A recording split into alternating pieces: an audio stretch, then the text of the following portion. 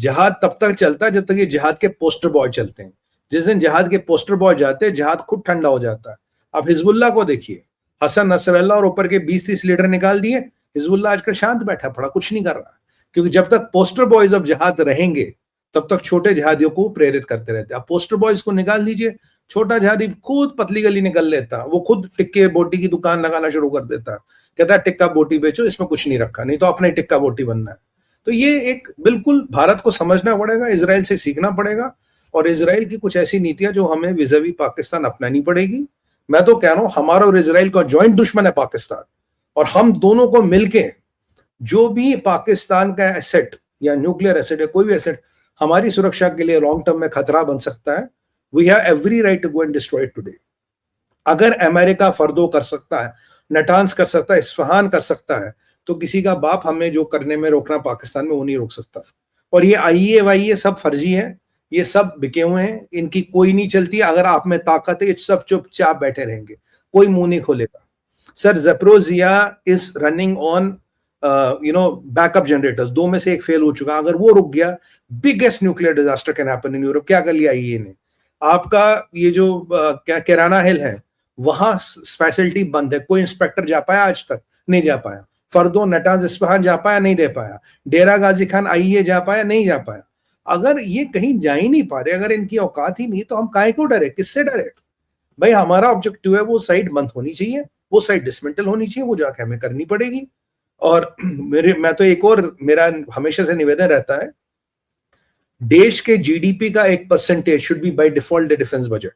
3%, 3.5%, 4% जो है, यानी कि जैसे जैसे जीडीपी बढ़े उतना ही प्रोपोर्शनली डिफेंस बजट बढ़े। और ये मोदी जी एक लेगेसी छोड़ सकते हैं वो चाहे तो, ताकि आने वाली सरकारें, कोई किसी की भी हो, कभी भी उसको टच ना कर सके, ताकि आपके फौज के पास इतना बजट हो। And it should be divided into capex and opex. इतना कैपिटल एक्सपेंडिचर, इतना ऑपरेटिंग एक्सपेंसेस के लिए ये है, ताकि हम बेहतरीन से बेहतरीन हथियार ले पाए और फर्स्ट क्लास से फर्स्ट क्लास हमारे पास सबसे बड़ी फौज हो। चाइना से बड़ी फौज रखनी पड़ेगी।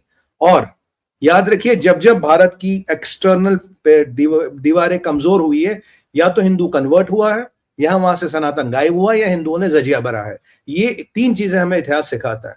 अगर इसको रिपीट नहीं करना है तो साहब 1 एयरपोर्ट, 2 एयरपोर्ट, 1 हाईवे कम बनाइए, पर फौज में कटौती मत कीजिए। 4%, 3% of the GDP by default फौज का बजट होना चाहिए, और हर साल जैसे जैसे जीडीपी बढ़ेगा फौज का बजट वैसे वैसे बढ़ना चाहिए। मेरा तो ये मानना है। और फौज में सिक्योरिटी फोर्सेस पे, कैपेक्स पे आपको बाहर से फिलहाल हथियार लेना, बाद में आत्मनिर्भर भारत कीजिए, जो करना है। कोई भी कटौती नहीं, कोई भी समझौता नहीं, किसी भी तरह का कोई भी कट एंड बट नहीं। और लास्ट चीज, मिनिस्ट्री ऑफ इंटरनल सिक्योरिटी आपको इसलिए चाहिए क्योंकि जो अंदर का शत्रु है 0.5 वाला, इसमें हरकत आ गई है। क्योंकि बाहर जैसे जियोपॉलिटिक्स बदलती है, इसके ना तेवर बदल जाते हैं। इसको लगता है मेरा मौका शायद आ गया। इनको टैकल करने के लिए मिनिस्ट्री ऑफ इंटरनल सिक्योरिटी चाहिए आपको। डिफेंस इज नॉट केवल outside, defence is also inside. How do, अगर बाहर से तो आपकी सेना है, अंदर कौन रक्षा करेगा? मिनिस्ट्री ऑफ इंटरनल सिक्योरिटी चाहिए, और कोई दबंग आदमी इसको लीड करे। Ideal will be Yogi Adityanath, अगर ऐसा हो सके। मैं तो हाइपोथेटिकली मैं एक मैन सोच रहा हूं, अगर वो हो जाए तो तब आपका देश और सनातन धर्म और हमारी ये पुण्य भूमि सुरक्षित है। क्योंकि आताताइयों की फौज बढ़ रही है, लोगों की फौज बढ़ रही है, आपके खिलाफ लोग इकट्ठे हो रहे हैं। हमें ये समझना पाइए। और भारत को कोई नंबर 3 इकोनॉमी ऐसे नहीं बनने देगा। भारत एक दिन नंबर 1 इकोनॉमी बनेगी, ये कोई बनने नहीं देगा। ये गोरे हो, ये इस्लामिक देश हो, या कुछ भी हो, यहां इन सब में यूनिटी है। इन सब में कहीं ना कहीं भारत को रोक के और भारत के पहियों को रोकने के लिए यूनिटी है। सनातन धर्म को ये विश्वव्यापी नहीं बनने देना चाहते। इनको लेके इनमें बिल्कुल इनका एक एग्रीमेंट है, और इस एग्रीमेंट पे ये सारे साथ काम करते हैं। चाहे वो डोनाल्ड ट्रंप हो या चाहे वो पाकिस्तान हो, इस एग्रीमेंट में ये सारे साथ है। नहीं यार, इनको रोकना कॉमन ऑब्जेक्टिव है, इनको रोकना है। और हमें समझना पड़ेगा हमारी स्ट्रेंथ कहाँ है, और उन लोगों से दोस्ती करिए जिनको आपकी सभ्यता की इज्जत हो, वो रेस्पेक्ट योर सिविलाइजेशन एंड वो बिलीव इन योर इथियोस।